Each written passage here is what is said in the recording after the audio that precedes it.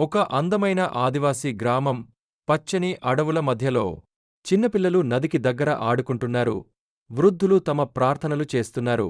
పక్షులు కూస్తూ, ఊరువాసులు తమ పనులు మొదలుపెడతారు. ఒక బ్రిటిష్ అధికారి తన సైనికులతో వచ్చి చిన్న టాయ్బర్డ్ అమ్మాయిని బలవంతంగా తీసుకెళతాడు.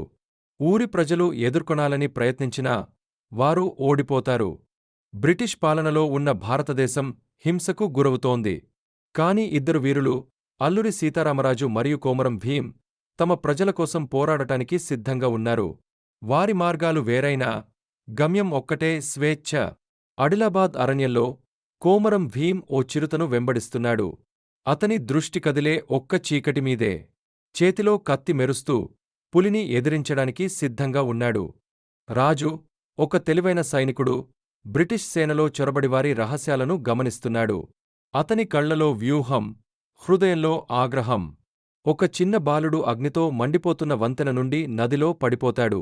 ఆపదలో ఉన్న ఆ చిన్నారి కోసం రాజు మరియు భీం ఇద్దరూ కలిసిపోతారు. రాజు మరియు భీం స్నేహితులైపోతారు. వారి మార్గాలు వేరైనా గమ్యం ఒక్కటే.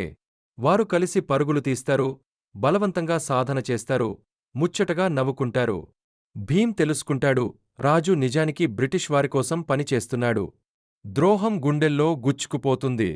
రాజు తన నిజమైన ధైర్యాన్ని చూపించి భీంను విముక్తి చేయడానికి వస్తాడు. ఇద్దరూ కలిసిపడి బ్రిటిష్ సైనికులను ఓడిస్తారు. రాజు మరియు భీం బ్రిటిష్ కోటపై దాడి చేస్తారు. ప్రజలు వారి వెంటే. పోరాటం ఉధృతంగా కొనసాగుతుంది. బ్రిటిష్ కోట కూలిపోతుంది. ప్రజలు ఆనందోత్సాహంతో స్వేచ్ఛను ఆస్వాదిస్తున్నారు.